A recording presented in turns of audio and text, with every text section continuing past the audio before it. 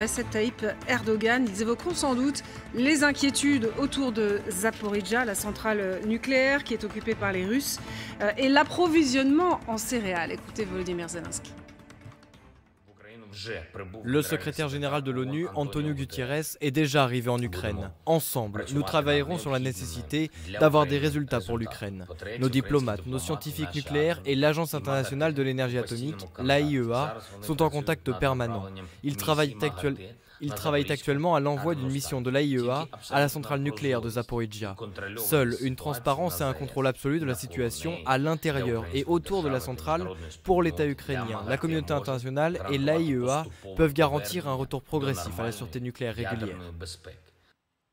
Alors les Ukrainiens, ils montrent parfois leur agacement envers l'ONU. Antonio Guterres est arrivé à Lviv, il a visité notamment l'université. C'est une université que vous connaissez, Olivier Védrine, puisque vous y avez fait des interventions. Oui, alors moi je suis intervenu à l'université catholique de Lviv. D'accord, alors ce que l'on voit là, c'est très intéressant. Ce sont des pancartes, visiblement, pour sinon critiquer l'ONU, au moins peut-être aiguillonner un peu ou interpeller à la fois le secrétaire général de l'ONU et peut-être le président turc également. Oui, absolument, parce que les Ukrainiens, vous savez, c'est un pays bon, déjà démocratique, on l'a bien compris, mais ils évoluent aussi dans une approche quand même de confiance aux institutions internationales. Depuis le moment que l'ONU et aussi la Croix-Rouge ont donné leur parole et ont quand même garanti la sécurité des prisonniers ukrainiens de Azovstal notamment, donc les Ukrainiens attendaient les actes, les gestes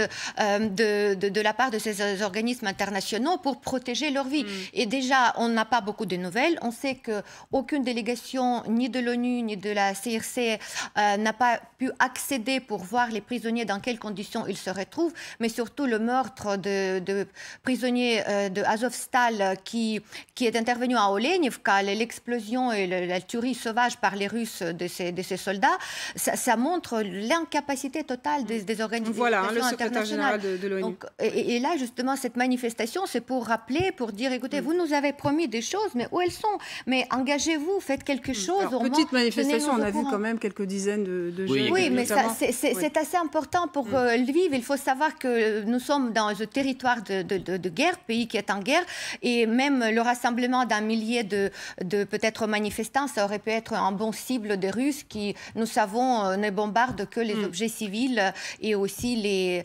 manifestants, en fait, là où les gens civils se regroupent. Alors, on va s'intéresser au rôle du président turc Erdogan, au rôle de la Turquie également dans ce conflit. Je vous donnerai la parole dans une seconde, Olivier Védrine. Nous avons en ligne Jean Marcoux, qui est spécialiste de la Turquie. Expliquez-nous le rôle que veut jouer Erdogan dans ces négociations. On sait qu'il a déjà servi de médiateur pour débloquer les céréales, notamment. Oui, il y a plusieurs dossiers dans la visite de Recep Tayyip Erdogan, mais si vous regardez bien, c'est pas la première fois qu'il vient en Ukraine, puisque depuis 2014, il y a une relation forte entre l'Ukraine et la Turquie.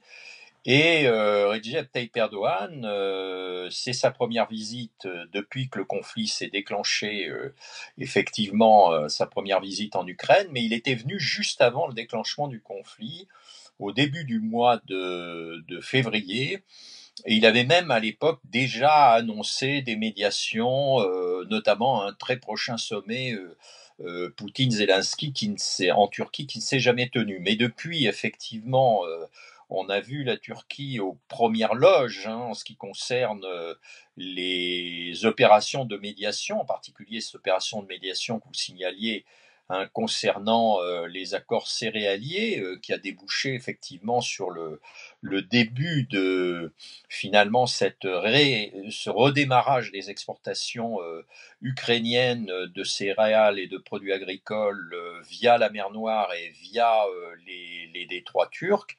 Mais il ne faut pas oublier effectivement que la Turquie a d'autres ambitions en la matière, notamment celle de servir à nouveau de médiateur dans le conflit, parce qu'elle se prévaut à la fois de ses relations avec l'Ukraine, mais aussi de ses relations avec la Russie. Il y a quelques jours, Erdogan encore était à Sochi avec Vladimir Poutine, donc des relations aussi très fortes avec la Russie au cours des dernières années.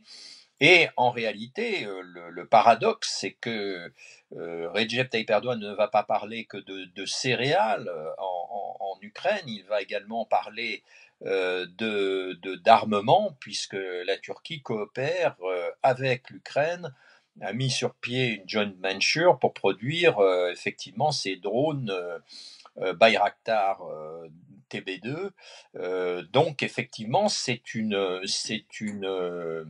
rencontre à plusieurs entrées. Alors vous nous en donnez quelques éléments, hein, mais quelle est la relation entre les Russes et les Turcs? On sait par exemple que la Turquie est extrêmement dépendante de gaz russe, hein, pour 55% de ses approvisionnements.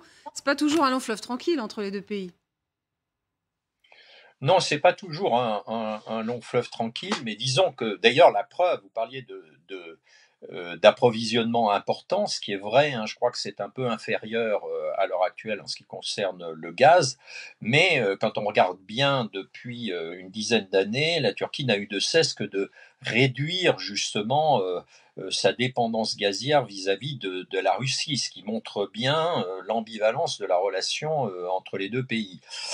Par ailleurs, c'est vrai aussi qu'il ne faut pas oublier que la Turquie a signé un accord nucléaire pour la construction de la première centrale en Turquie par la Russie. Bon, cet accord est toujours pendant et devrait entrer en application, encore qu'il ait face à lui un certain nombre d'obstacles. Mais ce qui est frappant d'ailleurs, c'est la densité des relations économiques et commerciales entre la Turquie et la Russie. Il ne faut pas oublier que là aussi il y a du militaire, puisque la Russie a fourni il y a quelques années des missiles de défense aérienne S-400, ce qui lui avait causé beaucoup de problèmes dans ses relations avec ses alliés avec l'OTAN, mais que la Russie, stratégiquement, et la Turquie sont souvent dans des positions d'antinomie. Bon, par exemple, la Turquie n'a jamais reconnu l'annexion de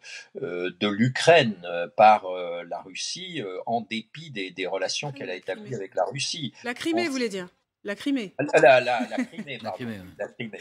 La Crimée, lapsus significatif Oui, d'ailleurs, des intentions russes, mais effectivement la Crimée. Donc elle n'a jamais reconnu. Par ailleurs, en Syrie, même s'il y a effectivement ce processus d'Astana qui a amené la Turquie, la Russie et l'Iran à coopérer dans le règlement du conflit syrien, malgré tout, les relations sont antinomiques parce que la Russie et la Turquie ne soutiennent pas les mêmes belligérants. Et même s'il y a eu, quand vous regardez les dernières relations entre la Turquie et la Syrie, même s'il y a à nouveau, et c'est quelque chose effectivement qui est nouveau, la volonté turque d'avoir des relations avec le gouvernement de Bachar el-Assad, malgré tout, les relations avec le régime et même les relations avec la Russie, qui n'a pas vraiment pour l'instant donné son autorisation à une intervention contre les Kurdes, sont là aussi extrêmement variables, avec des hauts et avec des bas. Merci beaucoup. Merci beaucoup, Jean-Marc. Je vais faire circuler la parole, mais en tout cas, merci beaucoup pour cet éclairage très, très intéressant sur cette relation ambiguë. Olivier Védrine, il nous rappelait, Jean-Marc, que c'est la première fois que le président turc vient en Ukraine depuis l'invasion par la Russie, le 24 février. Qu'est-ce qu'il vient faire aujourd'hui à Lviv ?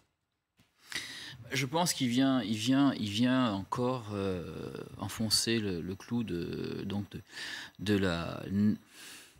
facteur incontournable de la Turquie dans le dossier.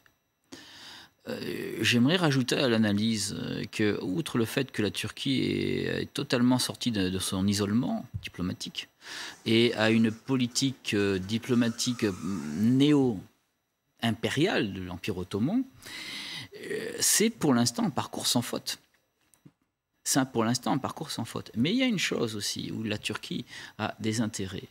C'est la minorité tatare qui est turcophone et musulmane, et qui est appuyée par la Turquie.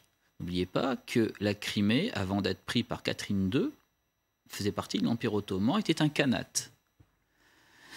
Avant d'être un khanat, elle était turco-mongole, faisait partie de la Horde d'Or. Et quel est le rôle de cette minorité? Cette minorité est très agissante. Oui. Elle est du côté de l'Ukraine, mais après l'annexion de la Crimée, une partie est restée en Crimée, une autre partie est restée en Ukraine, une autre partie est partie en Turquie. Mais elle est très agissante et elle est vraiment du côté ukrainien. En plus, elle a souffert sous Staline de la déportation vers l'Ouzbékistan. Donc, pour la Turquie, qui a une politique de protection dans la zone des musulmans turcophones, cette minorité tatare est un élément très important dans l'approche diplomatique de la Turquie d'Erdogan. Sans compter ce qu'il a obtenu aussi de l'OTAN, notamment que la Finlande et la Suède, en échange d'une adhésion éventuelle, abandonnent quelque peu les Kurdes qui étaient chez eux. Hein. Tout à fait. Ça, tout à fait. Donc on voit vraiment s'inscrire une politique néo-ottomane. Alors, vous suivrez évidemment ce sommet tripartite donc à Lviv entre Zelensky, Erdogan et Guterres.